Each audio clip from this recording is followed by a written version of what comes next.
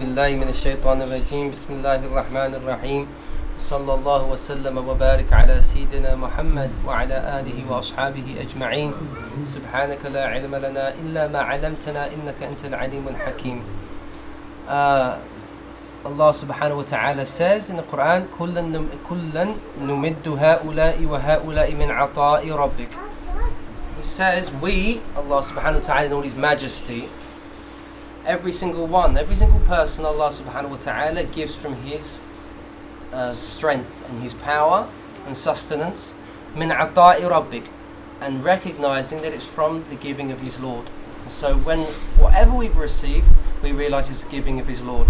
And this is very apt for what we're going to talk about today, which is the stations of paradise. Because we realize that whatever our station, whether it be in this life or the next, is from Allah subhanahu wa ta'ala, and so we have to work with it rather than thinking, why haven't I got? And this is the believer, this is how he sees things. Everything's given by his Lord. Why his Lord? Why did he mention his Lord and not Allah from the giving of Allah? Because his Lord suggests that he is the nourisher, he's the sustainer, he's the provider. And so, and he didn't, kulun numid, and he uses the word we to express that basically in all our force from the unseen. Usually when Allah subhanahu wa ta'ala uses the royal we, it's to express that this is something coming from outside of the known the material universe, so that Allah subhanahu wa ta'ala is giving us something that's beyond our expectations, or something we wouldn't expect. وَمَا كَانَ عَطَاءُ رَبِّكَ مَحْظُورًا. And the giving of your Lord is never to be restrained, like penned in basically. And so it's vast, so don't, and this is very beautiful here, how Allah's playing this in this verse, because He's saying basically, you've got what you're given. Basically, whatever Allah's given you, your situation, your circumstances, where you're brought, what nationality you're born, race you're born into, where you're brought up, this is all from Allah subhanahu wa ta'ala. This is all your rizq. And so you should understand that and not be thinking, why have I not got this? Why wasn't I born in such and such a place? Why wasn't I given such and such? But at the same time, Allah is saying, but your giving of your Lord cannot be penned in, basically. To say that just because you've got those circumstances doesn't mean that you basically become fatalistic and think, there's nothing I can do about my circumstances. Allah says, go for it, basically, and see what you can achieve. انظر كيف فضلنا بعضهم على بعض. He says, look how we have preferred or given more grace or given more virtue or given more to some over others. And so this we can look at it from two perspectives. We can say this person's been given a lot more wealth than I have, a lot better circumstances than I have, but it's from Allah. We understand that. And so there's no harm in you thinking I'd like that, but not thinking I don't want him to have it and I want it. That's the problem. It says فَضَّلْنَا بَعْدَهُمْ عَلَى بَعْدٍ, using the royal we as well. Again, we have given it to them. But then he comes in, Allah subhanahu wa ta'ala, وَلَلْآخِرَةُ, with emphasis. He uses lam al-tawqeed here, and most definitely indeed the stations, وَلَلْآخِرَةُ, the next life, أَكْبَرُ دَرَجَاتٍ, a much vaster, larger, enormous stations and degrees, وَأَكْبَرُ تَفْضِيلًا, and there's more preference in that Allah subhanahu wa ta'ala has got in store for the next life. I.e. saying, don't limit your what you're striving for in this life. Realize that even if you strive and you achieve and you don't manage to attain in this life, know what's coming, and that there's a connection between the two of these things. Because if you don't achieve, you work towards something in this life, you don't achieve it, why do you think it's cut off there? The actual workings may extend into the next universe, and you see the profits of those in the next life. And so it's about having this far more greater context of things and seeing things from a far greater perspective. And so Allah subhanahu wa ta'ala's given us degrees. He's given some people different circumstances over others. But what's so beautiful is that the general ruling, who does Allah subhanahu wa ta'ala prefer in the next life? There's two categories. There's the poor. We noticed before that when the Prophet ﷺ said the poor will enter paradise far earlier than the people of wealth. The people of wealth will have to stand back and watch the poor go in, because they're struggling in this life, they get the return in the next life. But not just that, when you say, well, there's rich Sahaba that gain amazing stations, so it's not just about you having poverty in this life. The other people who gain a major station in the next life are people who strive. And so there's this contrast between there's this balancing between what Allah's given you, but at the same time giving out from what you've got. And this is the greatest thing that we can impart upon our youth. He's saying them to you, deal with it, look at your circumstances, what can you do with them? And you can achieve great things. You can achieve marvelous things. We want to facilitate for you as youth, because in reality these are our leaders. Because we haven't got much, we can't achieve much more. We should have high hopes, but these youngsters have great potential, and they should see that everything is a giving of their Lord. That they're asking, why has Allah given me this? And what is it I can do with it? And that's why I always say, when a career advisor, what should they be telling these youngsters is, how can you serve yourself and serve the people? Because if you've got a job in which you serve yourself and serve people, i.e. you're enriching your life and you're enriching the life of others, you'll feel there's purpose.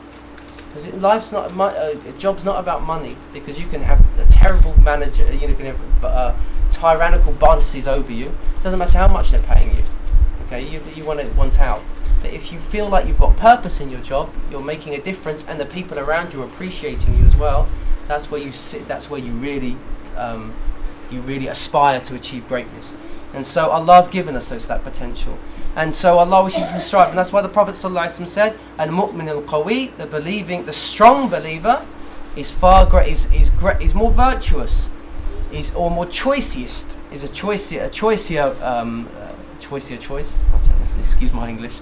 Min al-mu'min al-da'if, from the weak believer. But what does the Prophet ﷺ say? The weak believer. What does he feel at this? So there's this believer sitting in front of the Prophet ﷺ. You can imagine it.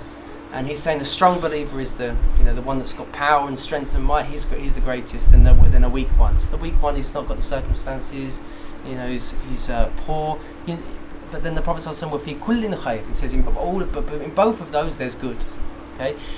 But then he says, "Oh, you who feel that you have less, your circumstances are not as great as the other person, and you're not endowed with so much power." He says, "Ihris ala ma yanfa'uk." He says, strive, aspire towards that which benefits you. So he's speaking to both now. So this is the theme that I've been mentioning. Wasta'in billah, and seek aid in Allah, because you can achieve it within your circumstances. You can achieve anything if you seek Allah's help.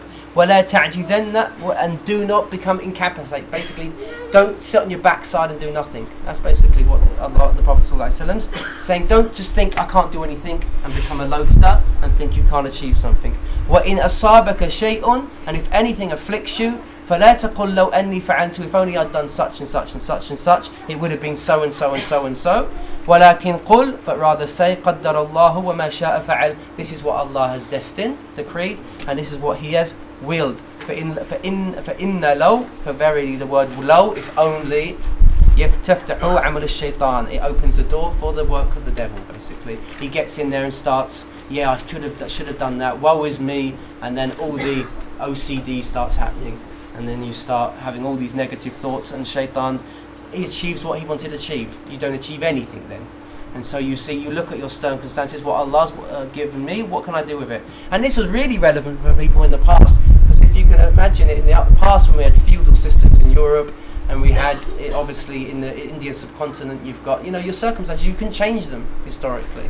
You're in a caste, a specific caste, you've got a certain job, your dad did it, your granddad did it, and so forth. So the next life is incredibly a powerful theme for people in those circumstances, whilst our circumstances are radically different, because we can achieve, even though we are still limited. Certain people have a silver spoon in their mouth, and others don't, but still we can achieve things now with the internet and the access we have to things. We can achieve things beyond our wildest imaginations, and so we understand that Allah subhanahu wa ta'ala has given us a degree in this life, and that people don't have equality in terms of what they have, their resources. Okay, but their station with Allah in terms of their degrees is in their belief and in their striving, and in being content with the circumstances they've been given. Okay, that's a mighty station with Allah subhanahu wa ta'ala. So how many degrees do we have in paradise? The Prophet ﷺ expressed that there are 100 degrees in paradise. And so he said, whoever believes, the Prophet ﷺ spoke to the Sahaba, and he said, whoever believes in Allah and His Messenger and performs, these are the integrals. And so he has belief, he has certainty on Allah subhanahu wa ta'ala, and he aqama as-salah, and he tries his best to uphold the prayer to the best of his ability. وَصَامَ Ramadan, and he tries his best, if he's able to fast the month of Ramadan. كَانَ حَقًّا عَلَى اللَّهِ أَنْ يُدْخِلَهُ الْجَنَّةِ. There's with Allah, it's a duty upon Allah. There's no duty upon Allah, but it's an expression to say Allah will enter him into the garden. Okay, listen to this though. And he says, this is in Bukhari, جَاهَدَ فِي سَبِيلِ اللَّهِ أَوْ حُبِسَ فِي أَرْضِهِ. He says whether he goes out and strives for the sake of Allah, or he sits and does nothing in his land, basically. So basically, whoever does these things, he tries his best to work on his faith in Allah. He tries his best to uphold his prayer. When Ramadan comes round, he tries his best to fast it. And regardless of his circumstances after that, it's a right upon Allah to enter him into the garden. And he says, even if it's really interesting, أو حبس في أرضه التي ولد فيها, if he's basically stuck in the land that he was born in. So there he is, never stepped out of BD3 in his life. Yeah, he's a call centre. Okay, that's all he's ever done. There you go. All he has to do is his iman and his prayers and his fasting, and he does what he can. Okay. فقالوا, then the Sahaba said, Ya Rasulullah. They said, O Messenger of Allah, should we go out and tell everyone the good news? Because this is great news. Basically, it's not a lot really. Allah's expecting from us. قال, he says, should we go out and tell everybody? Should we spread the news? He says, but then the Prophet ﷺ says, but do you know? So look at the psychology, the way the Prophet ﷺ says this. But do you know? So he pulls them in basically, saying basically everyone's got paradise. Bismillah, everyone. And they go, wait. Okay, should we go and tell everyone? Okay, he says, but don't you know? And so he's got their attention now. Okay, this is advertisement for you. Okay, inna fil jannati, verily in the garden is 100 degrees that Allah has prepared for his mujahideen. For those, and what do we put in this context? You want to strive to be a person that contributes to humanity. That's the jihad of today. Is that basically how can I serve humanity in order so I can basically represent and reflect my religion as it truly is, so people can respect it. And he says as prepared, there's 100 degrees that Allah's prepared for the mujahideen fi sabilillah. Ma bayna darajatain, between each degree is like the earth to the heavens, basically. So there's vast degrees between them. He says فَإِذَا سَأَلْتُمُ اللَّهَ, he says, and if you're going to ask Allah anything, so see, he's saying seek Allah through it, so strive, but at the same time always ask Allah what? Ask for firdaus, paradise. I think it's a Persian word, and paradise comes from this word. This is what I've heard. I've not done my research on it. فَإِنَّهُ أَوْسَطُ الْجَنَّةِ. Now what's interesting, he says that's the middle of the garden. So the way we conceptualize a garden is very strange. This is what I've read from Zabidi speaks about this. He says the garden's like an upside down pyramid, because it's the middle. So if you can imagine, it is really hard to imagine, but you've got basically the center is the highest point, and around it you've got the gardens. So you've got gardens upon gardens upon gardens, and the best gardens are right on the top. But the top is larger than the bottom. Because if you think about it, if you've got a higher station, you're going to have more land. So could you imagine that? I mean, that's really hard to conceptualize. So this is to show that the next life is beyond our conception. That's impossible for us to really. How does the bottom hold the top? Okay, but Allah subhanahu wa ta'ala can do whatever He wishes. He says it's the middle of the garden and the highest point of the garden. وَفَوْقَهُ, and above it is the throne of the Rahman, of the All-Merciful.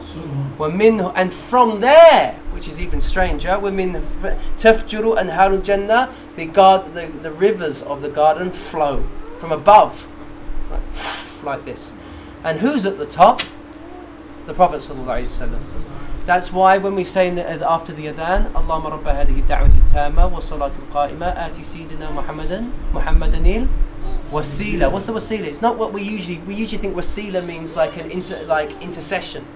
It's not that. Wasila is a station in paradise, is the highest point. Why is it called that? Wasila means basically to take an intermediary, because the Prophet ﷺ will be the intermediary in the next life in paradise, right at the top, just above the throne of Allah subhanahu wa ta'ala, and he will be letting all the beauty, the wonders and the gifts of paradise come down to us. So if I had Zahid at the top, he'd hold it all himself. Yeah. That's the problem. If it's anyone else, he'd be thinking, I'm not giving this stuff away.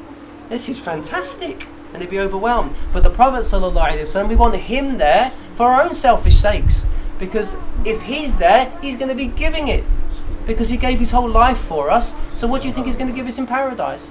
And and if any, if me or Zahid's going to be standing by the throne, I don't think we get much from Allah subhanahu wa ta'ala. But if the Prophet ﷺ standing there, how much do you think Allah's going to give him? And so this is the reality of paradise. We're seeing the Prophet ﷺ basically acting as an intermediary between us and Allah, and bringing these gifts down. And so he says, so the people of paradise, the next point is, the people of paradise have many gardens. Al-Jannah, this is a beautiful hadith. Haritha, her husband was killed at the Battle of Badr by a stray arrow. So he wasn't even killed in battle. So when she received news of this, when the Muslims came back from Badr, she was really distressed. What was her distress? She came up to the Prophet ﷺ and said, is my husband in the garden? She says, O Messenger of Allah, O Messenger of Allah, you know Haritha's place in my heart. So they were a right couple, the two of them. If he's in the garden, I won't cry over him. So she says, if he's in the garden, I won't cry over him. But if he's not, you're going to see me basically go for it. Okay, I'm going to sob and sob and sob and break your heart until you ask for it for him. So that's a woman in love. Okay, and then he says, do you think? Then the Prophet ﷺ, how does he respond? He says, one garden. Do you think it's one garden? So he's playing with her. It's many, for he's in the highest station in paradise. Okay, so we see that the people who are higher in paradise have more gardens. This is a further clarification that the highest point is larger. The people of the garden shall see those above them. So the next point is, the people in the garden who are below will see the people in basically, these are old Disney cartoons. We've got the palaces, and they've got the apartments in these not turrets, is it? What do you call them? These huge, whatever they are. So these apartments right up on high, and it's the Prophet ﷺ said, we will see them. The people below them will see them like a small pearl-like planet in the sky. Okay? That's how far up they will see. So there'll be like spots in the sky. That's how far they are above the other people in paradise. He says, O emissary of Allah, are they the stations of... this is what's beautiful. The Sahaba say, well, we ain't going to get those stations. They must be for the stations of the prophets who have that station. Who's going to be... for example, we'd think about it. If we're in the highest stations of paradise, if people are in the highest stations of paradise, who are they going to be? Do you think they're not going to be us? There's people who've done far more than we have. Obviously, the prophets are all going to take all the best plots of land. They're going to have all the best plots. He says, "Oh, emissary of Allah." This is how the Sahaba thought.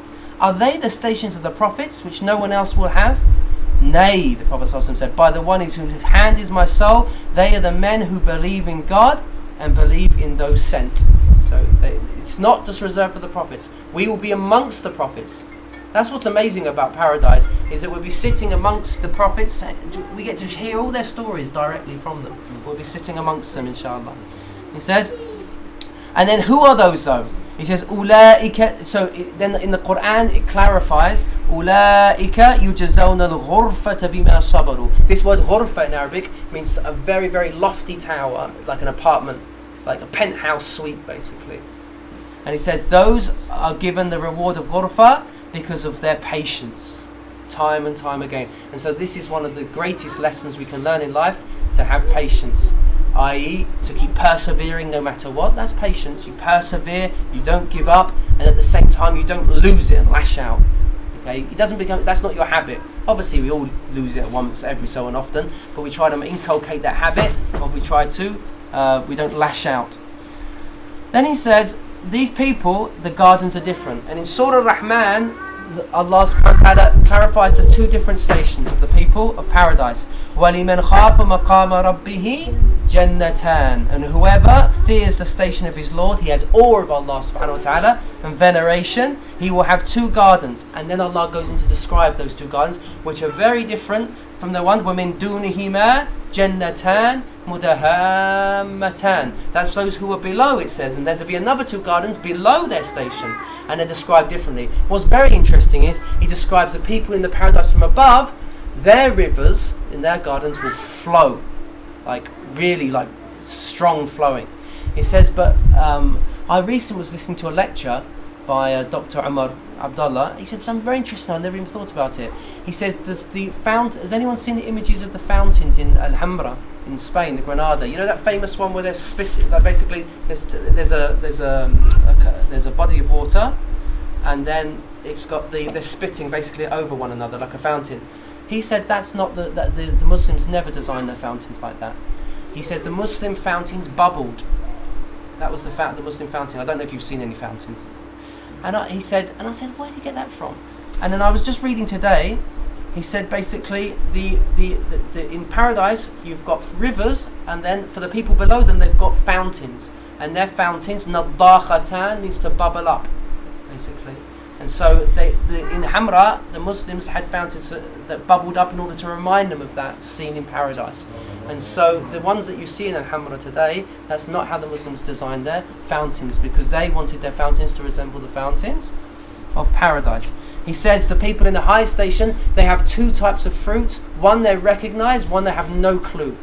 That's for the people in the high stations. The others, it describes the ones below them, it describes that they will have date palms and pomegranates. And so it's specific. It says the people in the high stations, they will recline on couches that have brocade, like these sheets of silk cover it over, so comfortable.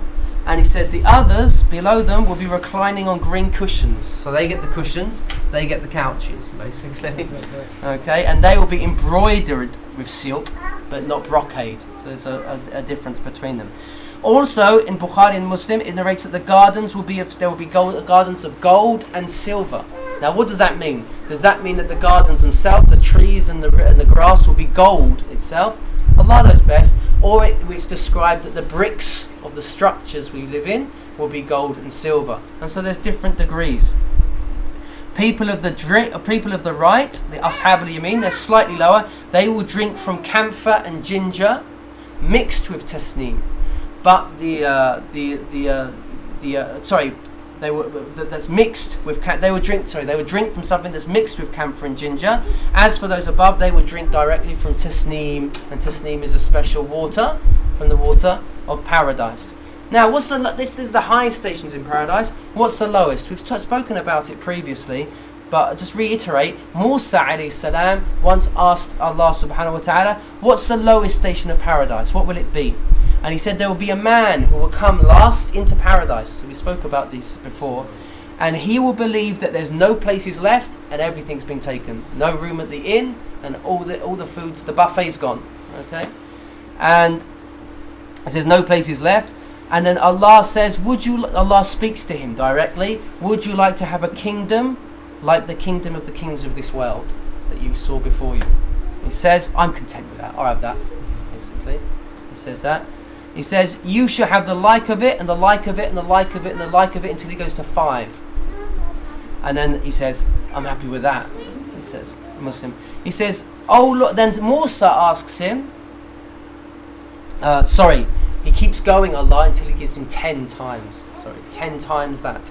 So 10 of that, if you imagine it. So on top of those ones, up to 10.